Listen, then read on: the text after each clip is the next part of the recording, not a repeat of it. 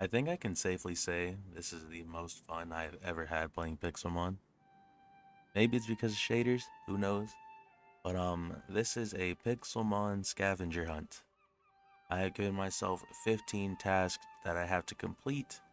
I don't really have a time limit or anything. It's just to see if I can do it. Some of them are getting items.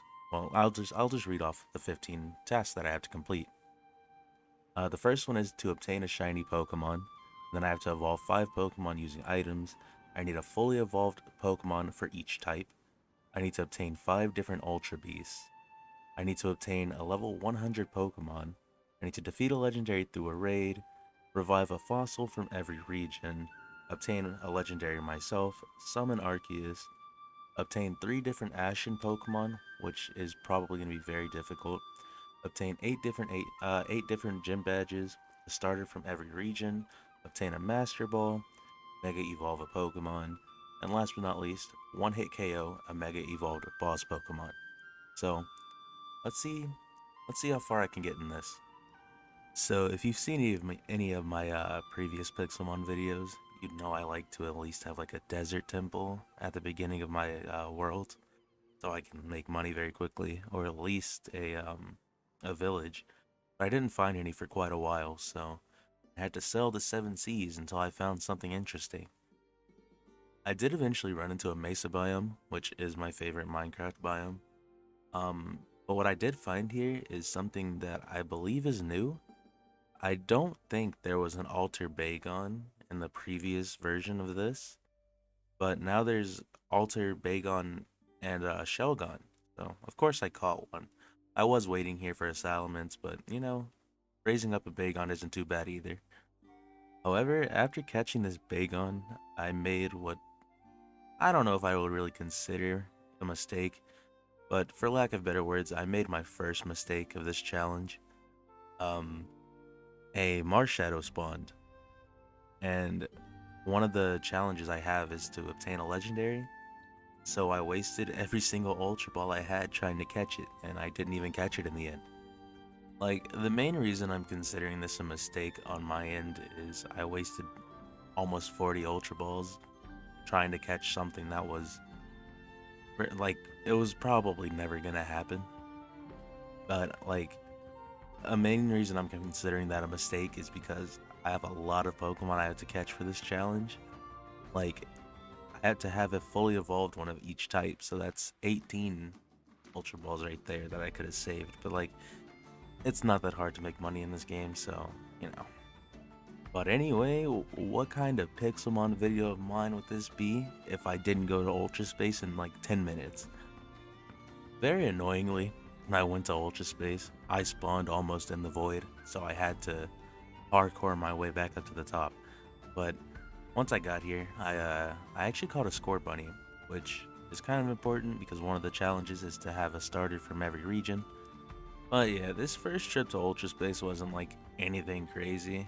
I didn't really go for any Ultra Beast because I have like 40 Ultra Balls.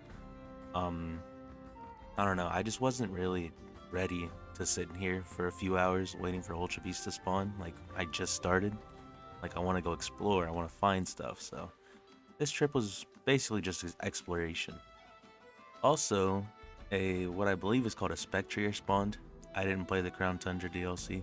Um, I almost had a repeat of the Marshadow situation, but then it like hit me that odds are you're not gonna catch it. Why waste all of your resources right now when you can get an easier legendary down the road? So, the biggest takeaway from this first trip to Ultra Space is that something happened and I can actually complete one of the 15 challenges right now.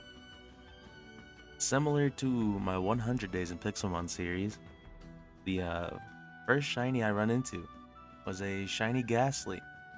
One spawned as I was running by and I caught it before it unloaded on my minimap. Whenever I run into shiny Ghastly, I try my hardest to catch them without going into battle, because I think it's at level like 20 or something that Ghastly learns Curse, and it can use Curse multiple times, and Curse takes away 50% of its HP every time it uses it. So The Ghastly could KO itself, and then boom, no shiny. But with me being able to catch this shiny Ghastly, that is 1 out of 15 challenges completed. After catching the shiny Ghastly, I did a couple more catches here for like a few other challenges. Like I caught a Chandelure, which gives me a fully evolved ghost type, and then I caught a Turtwig through a raid, which is another starter from a different region. So I came back from Ultra Space and we found a second shiny. Found a shiny Donphan as I was running by an Extreme Hills biome. And I'll be honest, the minimap kind of saved me here because if I had just seen this Donphan, I don't think I would have sprayed it a second glance because it kind of looks very similar to normal Donphan. But I caught the Donphan, so since I already have that challenge completed, the obtain a shiny Pokemon, I just used Donphan as a fully evolved ground type. So that's another Pokemon knocked off of that list as well. Now, there's a lot in Pixelmon that I've seen before, but I had never seen Altered Form Zorua, and it actually looks very cool, so I caught it. It doesn't count towards like any progress for any of the challenges, but I just thought it looked cool, to be honest. And then we have my string of luck carrying over from shinies to legendaries. And Necrozma spawned like the next night, and I don't know how, but I caught it in like a couple Pokeballs. So that's another challenge done. Obtain a legendary Pokemon. So we're making some pretty decent progress here. I still think it's kind of ironic how I caught the Pokemon of Light in a Dusk Bowl. I don't know, I thought that was kind of funny.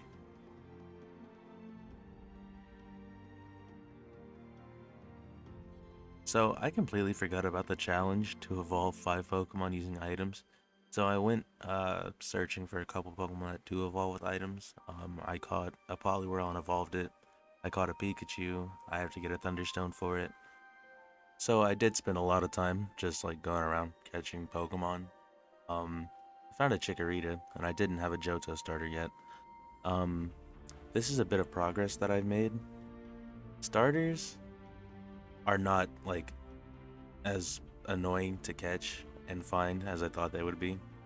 So in all honesty, I probably could have made it a challenge to catch all the starters.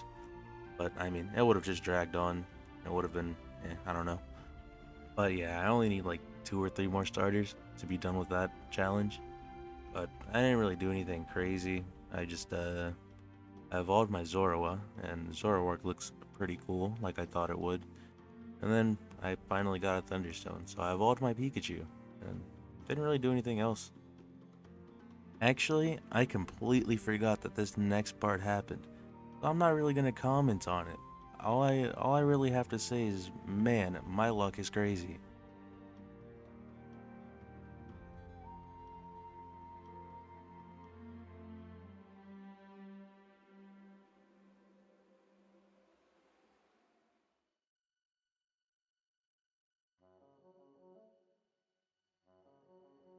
I tried so hard to get my first gym badge. I had to go heal, I think, 12 separate times before I was finally able to defeat this psychic gym. It was not fun. It was not fun. But to keep things interesting, I'm starting like a bunch of the different challenges like at the same time. Like I went mining for fossils because I'm gonna fly back to spawn and set up my fossil machine there. But I have like a bunch of the quests started, like a starter from every region. I'm reviving fossils now, fully evolved Pokemon of every type. So at this point, I think I'm like 3 hours in, and these are all the challenges I completed so far. A decent portion of these challenges are just things that happen naturally. Like, I can't make Ultrabeast spawn, I can't make Ashen Pokemon spawn. So if I run into the challenge, I run into the challenge. I spent a very long time building my fossil machine. I highly suggest to never do this without an enchanted hammer, because I wasted like 10 minutes of my life doing this. Something cool that happened to make up for the misfortune I put myself through was I went down to the ocean to grab some water buckets for my fossil machine, and a shiny Pukumuku spawned. It doesn't count towards any challenges, but like it's a shiny, so I'm gonna catch it. I can't use it as a fully evolved water type because it doesn't evolve. There's no pre-evolution, there's no evolution, so kinda just here to have. I finally got around to cleaning and reviving my fossils. Um, I didn't know how the Gen 8 ones worked, so I got stuck for a little bit, but by the end of the night, I did have a fossil Pokemon from every region, so that is another challenge completed.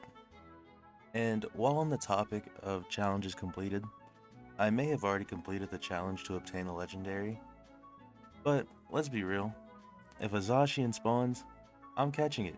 Zashian is broken. Also, I still think this is the most efficient way to catch legendaries. I let it wipe my team because they don't get their health back after a battle. So essentially it's in the red without me having to do any work really. So I can just spam Ultra Balls. It'll have the same effect as me being in battle. It'll just save time. So I caught the Zashian, and I'll be honest, this Zashian solo carried me through like 3 other challenges that we'll get to eventually. So what I mean by carried through challenges is as soon as I caught Zashian, gym battles were no longer a struggle. It was just badge after badge after badge. Like I didn't even have to struggle to defeat any of these gyms with Zashian. So yeah, I flew back to a bunch of old like gyms from villages that I had visited, and I got all the way up to gym badge number 6 just by letting Zashian press a few moves. So yeah, that's why I caught this, by the way. This Pokemon is broken, unfair, unbalanced.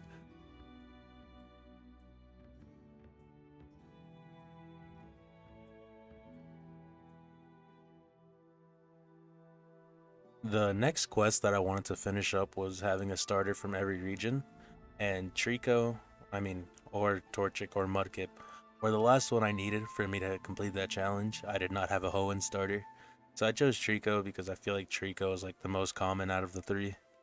So yeah, after catching this Trico, that was another challenge complete, and now I am done with 5 out of 15 of them. The next challenge I worked on finishing up was the 5 item evolution Pokemon.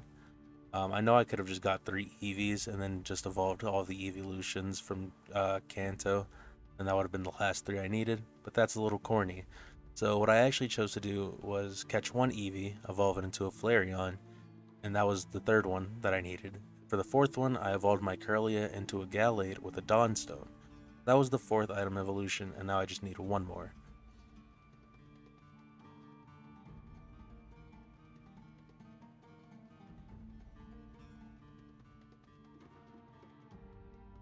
So this is the Ultra Space arc where I actually decided to commit to looking for Ultra Beasts.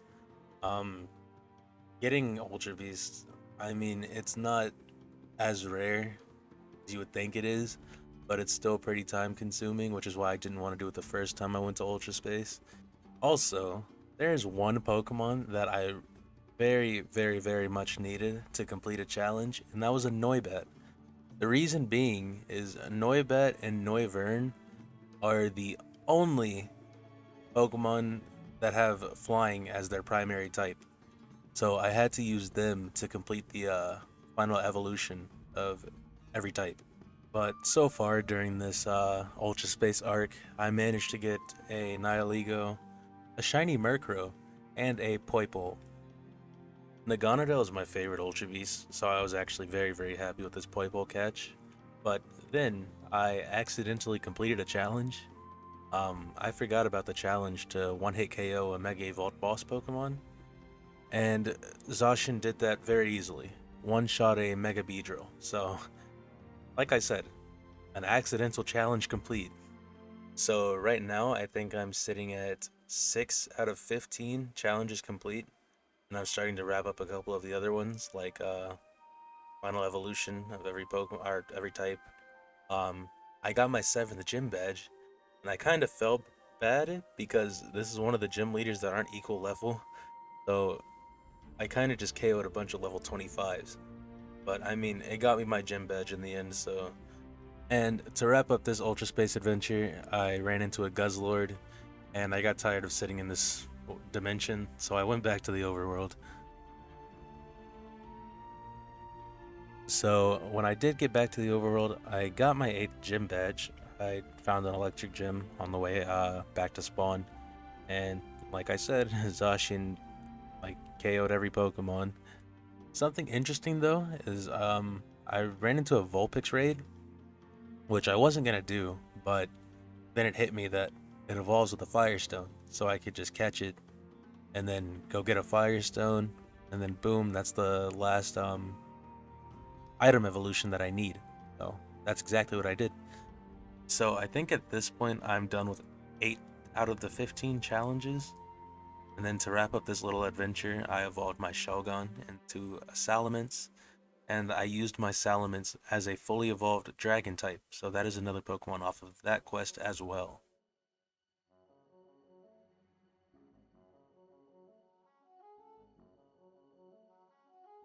So I decided to stop being lazy and actually go finish the Ultra Beast quest. I mean, stalling isn't really gonna get me the Ultra Beast, and I'm still gonna have to go get them eventually, so I might as well just do it now.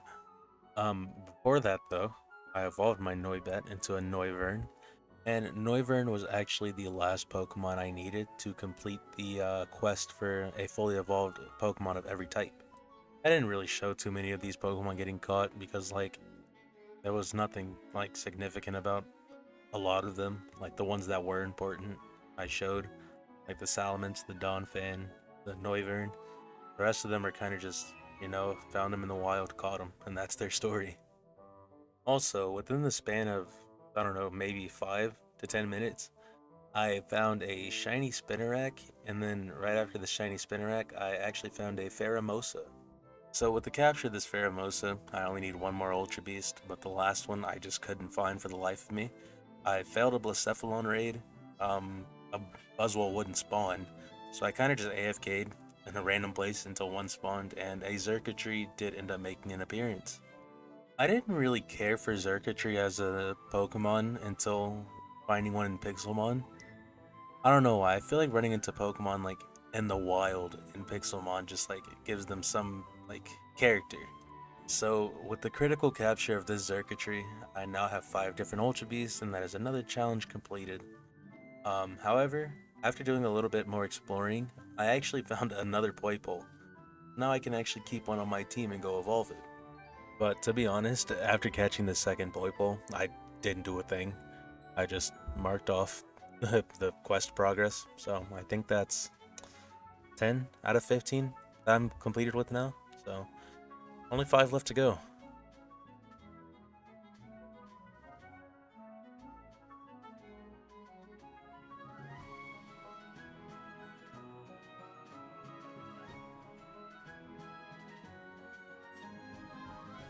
So this next little adventure arc was like entertainment focused, not really quest focused. It was more entertainment oriented. A shiny Geodude spawned at spawn, and then I evolved my Poipole into a Naganadel, and Naganadel looks absolutely insane with shaders enabled. I think Naganadel will always be my favorite Ultra Beast. I mainly because like the shiny color scheme is 2 of my favorite colors. But I mean, it's just a really cool looking dragon. You can't really go wrong there. Also, while I was preparing to go to the Nether to look for our first Ashen Pokemon, a shiny Shuppet spawned. Um, I'll be honest, I did not know it was blue. But like, I mean, it looks cool. I'm not gonna use it or anything, but it's just another shiny to have.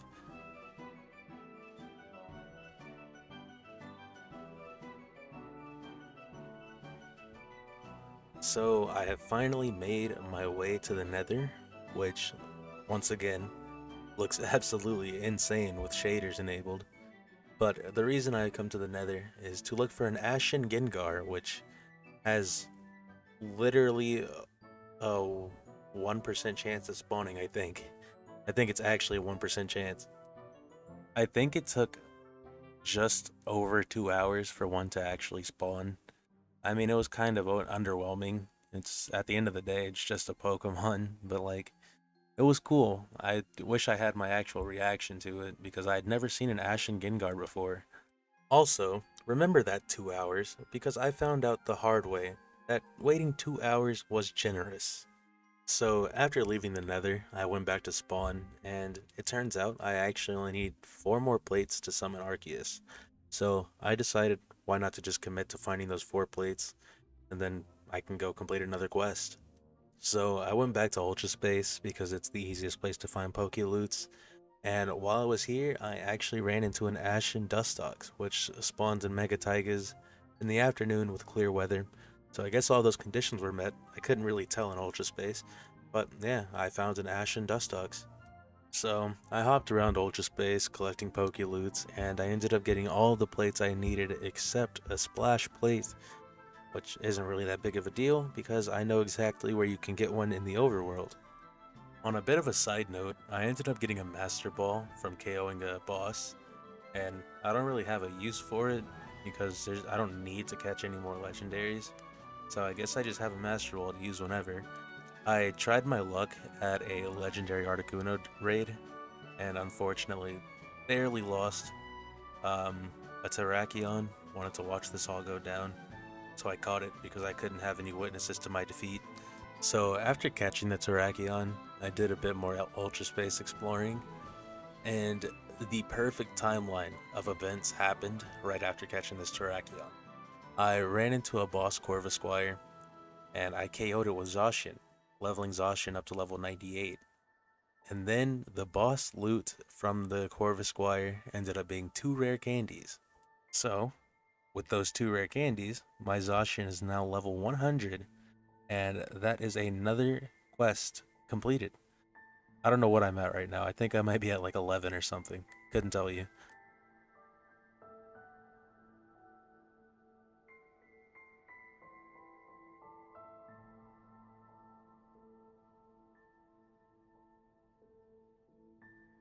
So I may not have shown many of my defeats to these legendary raids, but every single legendary raid that I've lost to, the legendary has been at 10% HP or less when I've lost. And with this Lugia, that was not happening again. I refuse. Zashian can actually eat hits from a Lugia, so this battle was actually like pretty even. But I did eventually KO the Lugia. So that is a challenge complete as well, to KO a legendary raid. And I caught the Lugia just as a bit of proof. Like, I'm not even joking when I say every raid I've run into has lived on 10% or less. I had a Cobalion live on 0.9%. I had a Giratina live on 7%. Like, I got very, very unlucky when it came to these raids. So, with the defeat of this Lugia, that was challenge number 12 out of 15 that I've completed. So I have 3 left, those being to Mega Evolve a Pokemon, summon Arceus, and have 3 different Ashen Pokemon. I'm going to let you know right now, that 3rd Ashen Pokemon quite truly almost made me quit this challenge. For 7 hours, I sat in this Mesa biome, waiting for an Ashen Centiskorch to spawn. Remember when I said 2 hours was generous? Yeah, this is what I meant. 7 hours is the same as 21 days in an episode of 100 Days in Pixelmon. I quite truly committed almost a quarter of that to waiting for this Centiskorch to spawn. To make things worse, I'm not even going to use the Pokemon. It's just going to sit in the PC forever, and I just committed 7 hours to this for no reason. Anyways, I found the last plate that I needed, and I took the break that I needed.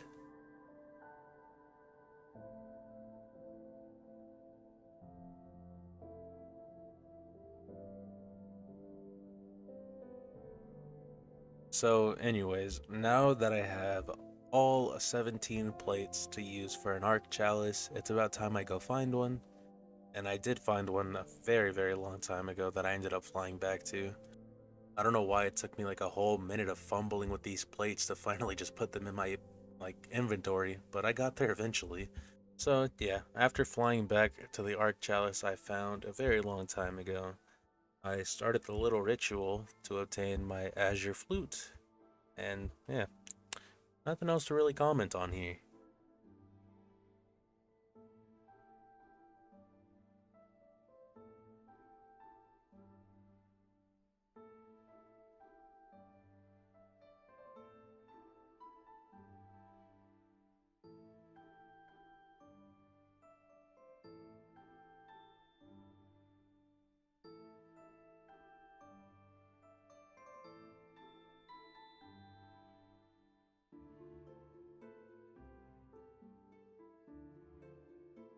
So you may be a bit curious as to why I'm coming back to catch another Trico. And based off of all the Pokemon I have and all the items I have, Trico is the one being fed to the lions. Trico will be the one Mega Evolving and fighting Arceus. Sceptile was the only Pokemon easily accessible to me that I had the Mega Stone for. So, I mean, that's just unlucky. Unfortunate. So, I do already know where a time-space altar is. So, with my newly evolved Sceptile, I flew off to the mountains to go find that time-space altar.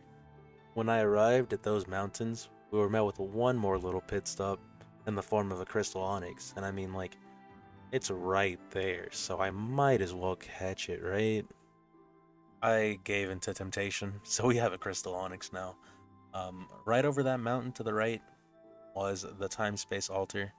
So, it is time for me to summon Arceus.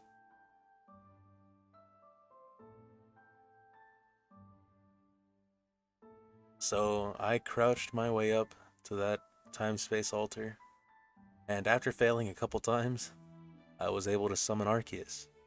And I don't know if summoning Arceus causes it to rain, but best believe it started raining as soon as I summoned it. And like I said earlier, Sceptile is quite truly just here for quest completion.